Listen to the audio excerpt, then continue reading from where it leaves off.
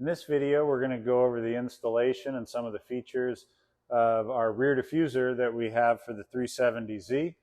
These are available from Skillard.com. This one here is powder coated black. They're also available in raw aluminum. If you have any questions, please email sales@skillard.com. All right, so we've got the main pieces all laid out here.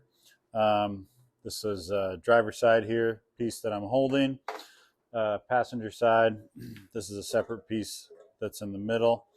And we also have all of our strakes here. There's 4 different lengths, and they are passenger side, driver's side, and I'll kind of show you how that goes together in a second.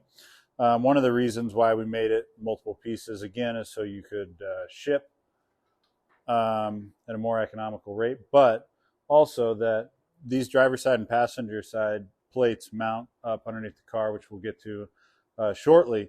But we've allowed these brackets here to be slotted as well as within the center. And so this mounts right underneath the center brake light. But this whole center section, you can actually pivot and adjust the angle. So if you needed to drop down one, maybe just for a little more exhaust clearance, or you want it to be a little bit more shallow, a little more flat, or you want a steeper angle, you can adjust this whole center section to do so, which we'll see as we get ready to put it on the car. There's a couple other brackets and hardware pieces that we'll get to as we move along. But we kind of got this laid out because we're going to need to do a little pre-assembly to attach the strakes, and so we're going to go ahead and do that next. All right, so I've got the driver's side and the passenger side panels, moving them a little closer together just so we can look at them both. So I'm going to flip them upside down from the orientation that they are now, and we're going to put the strakes on here. You can see there's some threaded hardware that's already in here. You can see it from both sides, nice and flush. And in these, you're going to put the shortest strake, and then the second shortest strake on these. One other way to do it is you have the 2 mounting holes, and then the 3 mounting holes. And then as you go to the longer ones, it's 4, and then 1, 2, 3, 4, 5. So one of the things to note is the easiest way to be able to tell, like, oh, am I putting this on the wrong side or the correct side because they're formed in reverse, is when I put this on here and line up those holes. This is basically even to this forward edge. If I were to take this other one and do the same thing, you can see that it does not line up. So that would tell me that this one goes on this side. This one's going to go on the opposite side. And then I'll do the same thing over here. Both formed the same way. It's kind of a giveaway too. Get this one ready to go on the other side. Then we're going to take these, they're pretty small little stainless steel M4 button heads, and they're only 4 millimeters long. That's so they're not sticking way out the top side. One of the things that I find is helpful is you start them with the Allen wrench. So I'll kind of get them in here, kind of helps to guide it. You certainly want to make sure that you're not forcing this or cross-threading it. You're just getting them lined up. Nice, easy start. And then I'm just going to go ahead and finish getting these in. Just again, not tight, just starting to thread until I've got all 3 of them in. And then I'm going to go ahead, all 3 of these screws in this strake, and go ahead and get that tightened in. Then I'm going to go ahead, do the same thing on this one, do the same thing on the opposite side, and then we're going to go ahead to the main piece, and I'll show you that here in a minute.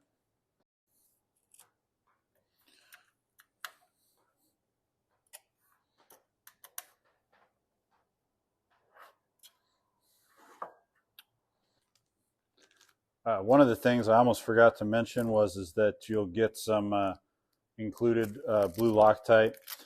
This stuff's great for putting on the threads to almost make it more like a lock nut or a lock screw.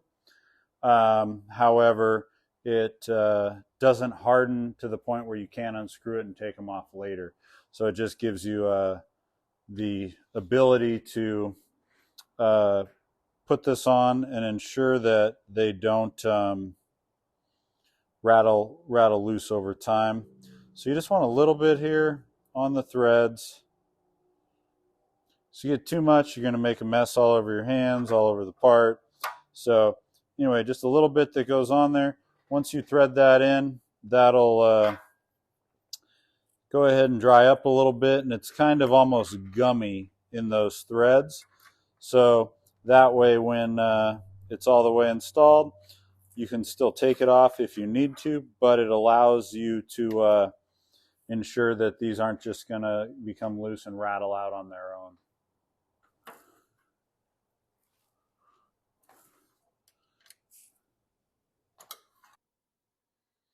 Okay, so here we have the centerpiece. We're going to put the strakes on that next. One of the things that I want to point out is because on the side pieces, there are some strakes built in that are formed down toward the ground when it's installed, and the strakes go in line with that. So on this one, you see that we have a few things that are formed, and we're going to say up because this is up toward the car. So it might seem as though you're going to put the strakes here on this side, but actually we're going to mount them on the bottom side. So this is the driver's side, this is the passenger side, and once this is installed, these go up. So the strakes we're going to put on this, we're going to put on the other side.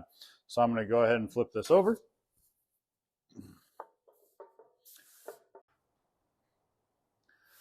All right, so we've got this flipped over. I went ahead and grabbed one of the sides so I could set it in the correct orientation. And one of the things that you'll notice is the way these tabs are inward, basically toward the center line of the car. And so I'm going to do the same thing with these strakes. Because these strakes are on a more of a flat tailing edge, that you won't have the same obvious orientation because there's not the slope. One other thing to mention is that there's the shorter end of the strake and the taller end will be facing the tailing edge of the car. So I'm going to go ahead and put this one here,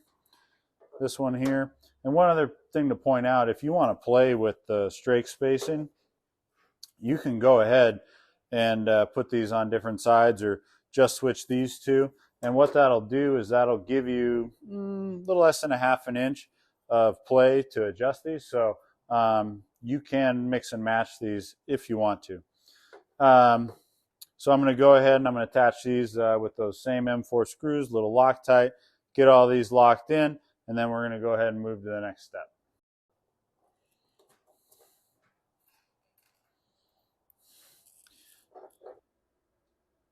Okay, so now that we've got these on, I'm going to flip this back over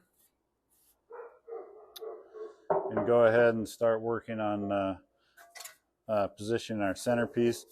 This little flange I'm going to put on top of the diffuser, and then these guys I'm going to slide inside of it. And so what I'm going to do is I'm going to add that little bit of Loctite again, and I'm going to come in from the inside here and attach one here, there, get all four of those in, but I'm not going to tighten them all the way because I want to be able to adjust this. So when I go to install this on the car, I have this adjustment. So this will be mounted in a fixed position, and that'll allow this to adjust up and down along with the side pieces. These guys here, after I get all these loosely attached, I'm going to go ahead and tighten these, put those screws in and tighten that, because they're really hard to get to after this is already installed in the car.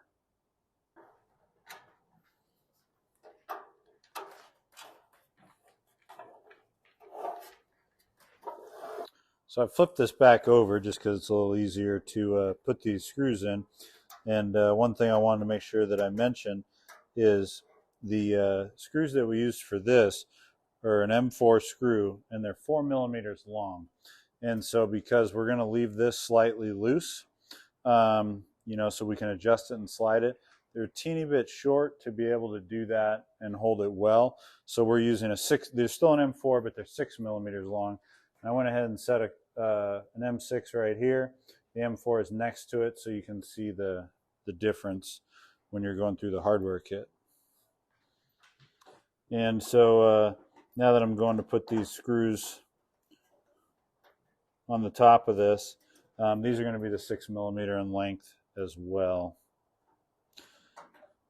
And another thing to mention about this is that there is a formed flange on this, and kind of what I like to do is rotate this up so that flange is nice and flat.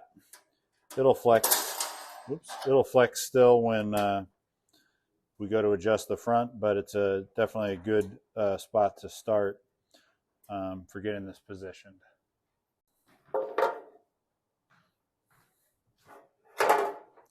Okay, so now we've got the basic prep done. We got all the strakes on, we got this attached, but again, it still has the ability to flex up or slide up and down. So now we're going to go to the car. I'm going to show you a couple other brackets that we're going to put in position.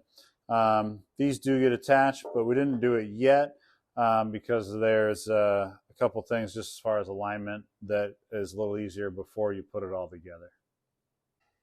All right, so we got the 370 up in the air and taking a look at a couple of the brackets that we've got positioned in here just to make it a little easier, hopefully for you to see where they go.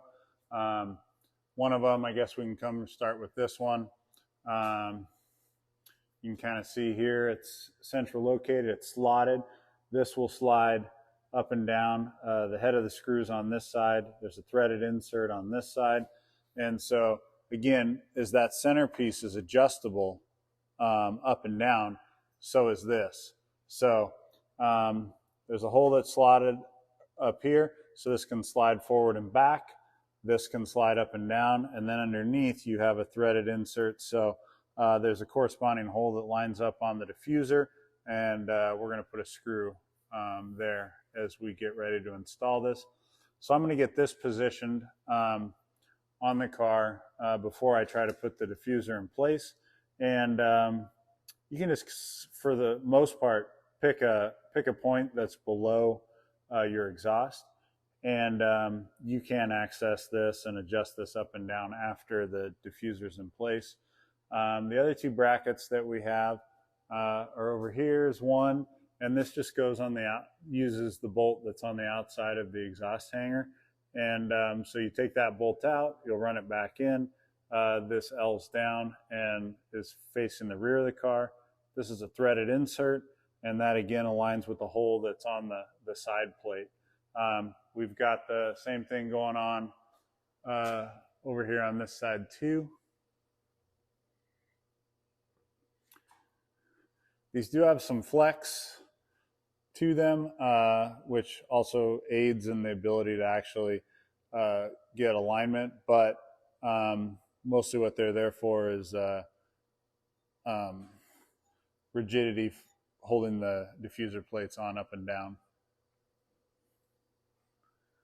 And yeah, so now that we've put these on this already, I'm going to go ahead and start fitting up the diffuser.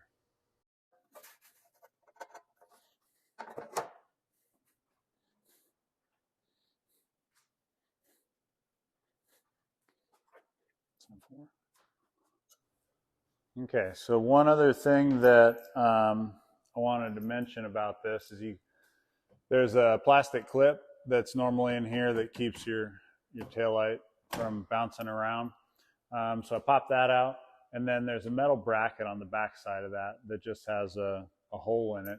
And I haven't done it on this yet, but I'm going to install a riv nut personally, so that way it makes it easier just to thread inside. But we are going to include an M6 machine screw, 30 millimeters long with a fender washer and a nut.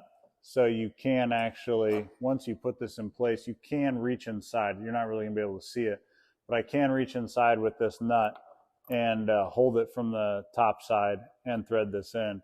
But if we are going to take it on and off at all, I'd recommend putting something like a riv nut in there, so that way it makes it a little easier. So this part's a little bit easier with two people because as one person holds it in place, one person can use. We're going to have an M4 by 16, so it's a longer M4 with a smaller flat washer that we're going to use to attach here, and then we'll use this to attach there. It'll kind of flex a little bit until we get the sides on, but again, if you have that extra set of hands, that's kind of able to hold it in place. Yep, right there.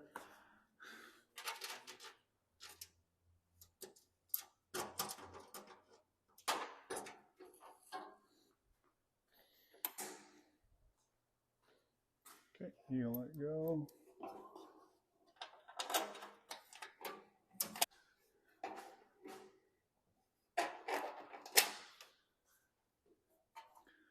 Okay, so I had help. I got these started. They're both still loose, so I can adjust.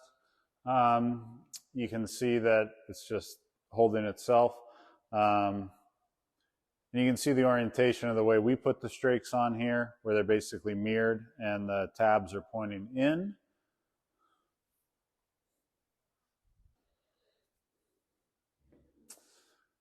And again, we can still, adjust this up to get a little closer, or there's a little bit more room to drop it down, but it's almost down as far as it'll go, but we can pull this up. So then the next thing we would do is work on the side pieces. So I'm going to go ahead and do the side pieces. Realistically, I suppose you could attach both of these to the main piece, and then after you've been able to adjust the pitch that you want, you could tighten it up. I didn't do that because you don't want this to necessarily be flexing and causing a lot of interference. So when we look under this is the driver's side, and we have this hole, and that hole is going to get an M5 screw with a washer that's going to line up to this bracket that we put here. Same thing on the passenger side. This hole right here lines up to this factory hole. There's like a little floating nut. Well, I guess the nut isn't floating, but the plastic kind of floats, so you got to align that. And so I'm going to go ahead and get this in here started. It'll hold it in place.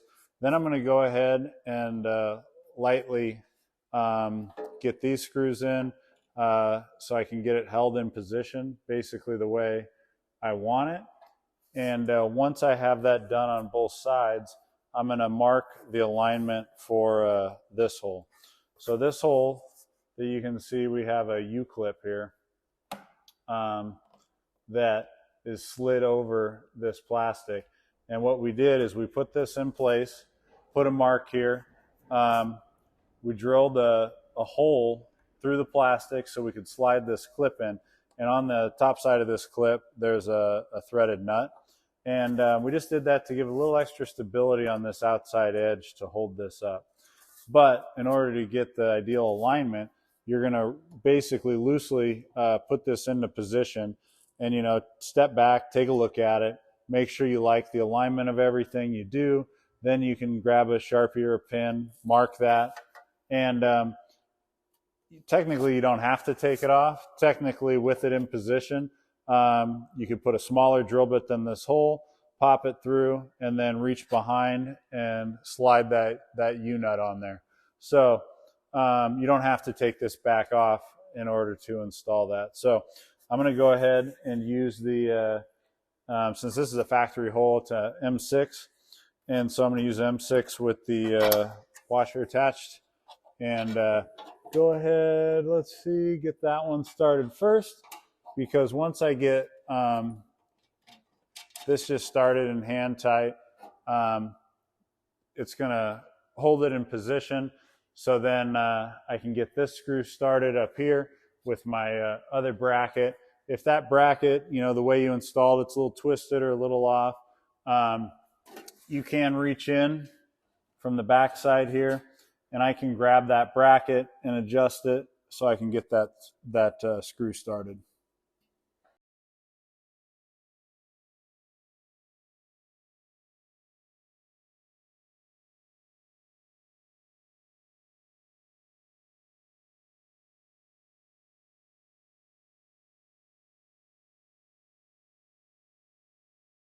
Okay, so I've got our machine screws in there to hold this.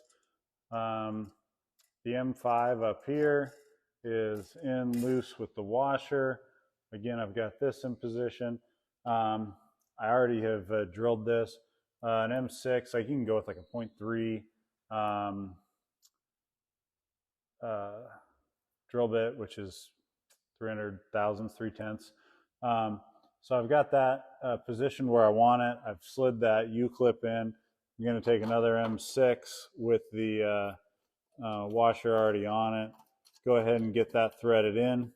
I've got the angle adjusted for what I'm looking for. So I went ahead and tighten those. I'm going to go ahead and tighten here and here. And then, I'm going to tighten the screws that we left loose along there. As you can see, I haven't put the passenger side on yet, but I'm going to get ready to do that in a minute.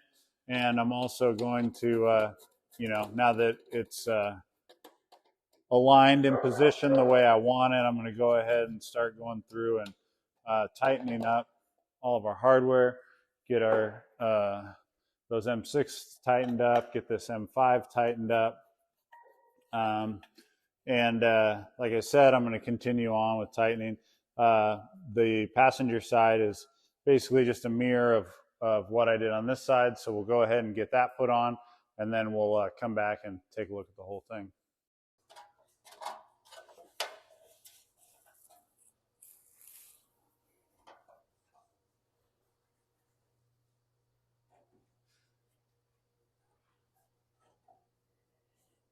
Okay, so I've got the passenger side on. Now I'm just going through and went ahead and made sure all my adjustments were where I want them. Going back through, starting to tighten things up, making sure everything's where I want it. And you can kind of see here, like, I can have this, down for more clearance and a shallower angle, but then also I can angle this up quite a bit. And again, on the front, we can adjust that as well. I've already got that where I want it though. And so I'm going to go ahead and just make this symmetrical to the other side and go ahead and start getting that tightened up. Again, with that little blue Loctite that comes with this, you probably just want to put a dab of that on all the screws that we're using just to ensure that it stays nice and secure, all the fasteners that we're putting in. And yeah, as we're getting here and we're kind of seeing it all together, I mean, you can kind of see, I don't want to put this up on the lift. I don't really want to pull on this to throw the weight balance off, but you can kind of see like it's in there nice and stout, and the movement we're seeing is actually the car rocking. So yeah, I don't want to do that very much, but I'll go ahead and lower it down. Won't hit all the way to the ground because the car is actually too low to roll off of there, but we can get it down a lot closer, and we can take a look at how it looks a little closer to the ground, as well as I guess before we drop it down, we can take a look at the whole thing kind of looking up from underneath.